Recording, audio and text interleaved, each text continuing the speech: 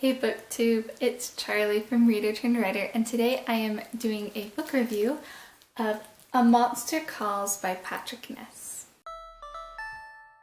This is a book that I found at the library. I saw it and I recognized it and got it, and it was just kind of a whim of a grab, but I'm really glad that I did grab it because I loved it. It was fantastic. It was heart-wrenching and emotional and just so good. It left me feeling, oh, I can't even describe how it left me feeling. It was just so good. It's one of my new favorite books. I absolutely loved it. Definitely a 5-star book. The plot of the book follows a 13-year-old boy named Connor whose mom is dying of cancer.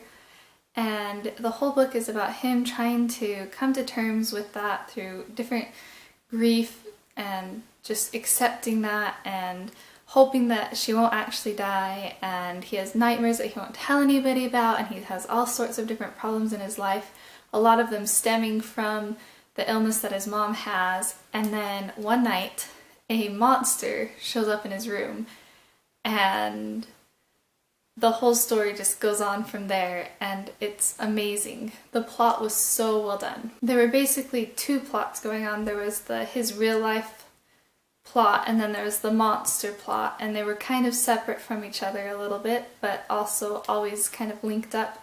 And they meshed so well, and they wove together to the very end where they sync up so beautifully and heartwarmingly well, and you just love how the monster part of the plot plays into the rest of the book with him dealing with his grief and working through the stuff with his mom and everything. It's just, and the last line in the book is just beautiful. I won't tell you because I don't want to spoil it, but it was beautiful. The plot is definitely felt very realistic to me as to what would actually happen if a 13-year-old boy was going through this, and because of how realistic it felt, it was also very heartbreaking. We get to see the story from Connor's point of view, and we just get to see his thoughts and the way that he reacts to the way that people are treating him because of his mom going through this, and how he actually feels about everything, and it's heartbreaking. It's absolutely heartbreaking. One of my favorite parts of the book is how he goes through grief. He's working through his grief through different means, and as an audience, because he's working through that and we get to go along with him, we get to work through those feelings as well, and it felt very much like I was having a lot of the same emotions as he was, and I know they were secondary emotions and not the same as if, you know, my own mom were dying of cancer, but I loved that as an audience we got to work through the grief with Connor. I also love the way that the story was written with the two different types of plots, but then also just with the way that the whole story leads up to the ending scene, and the last scene in the book is so poignant and just so beautifully done. I was absolutely bawling. I could not help it. It was so perfect the way that he led up with the story and then wrapped it all up in that last scene. It was the perfect scene to end the book with. The writing style, honestly, to me felt flawless. I never even noticed any awkwardness or anything like that. I just got so wrapped up in the story, which is exactly how you want to be, I feel like, with writing, where you forget that you're actually reading something and you feel like you're actually there in the book with the characters. There is a lot of conflict in the book, and a lot of it stems from the relationships that Connor has. You know, there's bullies and friends who feel awkward or embarrassed about what he's going through, and so then he doesn't feel like he has anybody to turn to because all of his friends are awkward, and one friend he's mad at because she told everybody else that his mom had cancer, and he felt like that changed everything. There's a dad who had left their family a while ago, and he comes back into the picture and back out, and there's a lot of conflict around that. There's conflict with the grandmother, who the mom of the mom who's dying.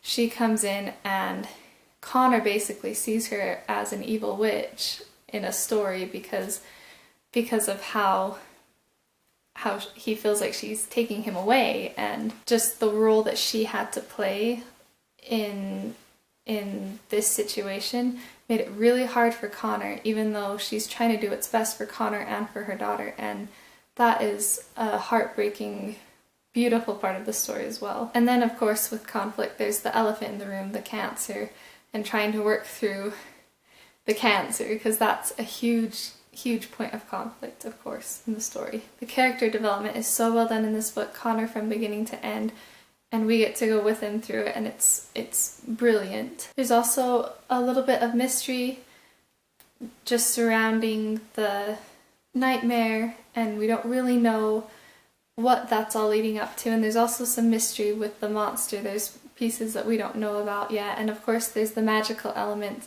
where we don't know if the monster's real or not, but Connor thinks that it's real, and the book makes us think that it's real. And so there's that whole magical mystery aspect to the story that made it a lot different to me than any other book that I'd read on cancer. It's honestly not a very long book. It's about 200 pages, but there's a lot of illustrations. You can see on the cover, the artwork. There's a lot of beautiful illustrations throughout the book as well that take up a lot of the room, and there's some pages that just don't have a lot of writing on them, and so even though it seems like a bigger book, it's actually a pretty short book, but even though it's short, it's very, very powerful. It's almost because it's so short, it's so powerful and so emotional. I loved personally reading it. I like books that can make me cry in kind of a good way, because as he works through his emotions, even though it's sad, it's also closure and a good kind of sad. And so even though I bawled through like the second half of the book, I loved that. It made it a better experience for me because it was so powerful. I would definitely recommend this book to anyone who likes contemporaries, or anybody who likes books that make you cry or are about relationships. This would definitely be a good read for you. I do think it would be hard to read if you're going through a similar experience with cancer or major illness. I know that my grandma, when she had cancer, she tried watching the movie The Ultimate Gift, and one of the characters in that movie has cancer, and I know that it was a very hard thing for her to watch and that she didn't enjoy it, and she still doesn't like the movie because she watched it when she had cancer and it was just really hard for her. So I've never had that happen. One of my grandmothers died when I was 4 from cancer, but I don't remember that, and so I don't really have a lot of experience with a close family member or with myself going through a major illness like that, but I would guess that it would be very difficult to read a book like this if you were going through that at the time. It's also a very, very clean book, even though it talks about a lot of deep emotional issues, so you wouldn't want like a young child reading it. It's very, very clean. Thanks for watching my book review of A Monster Calls by Patrick Ness. I hope you enjoyed it. If you've read the book, let me know what you thought in the comments below, and if not, let me know if you would be interested in reading it. I will see you in my next video.